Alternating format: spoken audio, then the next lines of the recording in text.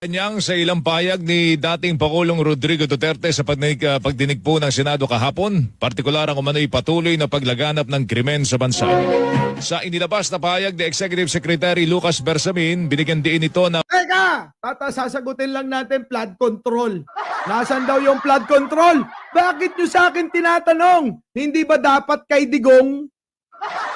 Tanungin nyo kay Digong kung saan napunta yung budget ng flood control. Dahil mismong si Lacson, sabi niya, sa panahon ni Digong, naglabas ng pondo para ipagawa ng flood control na hinahanap nyo.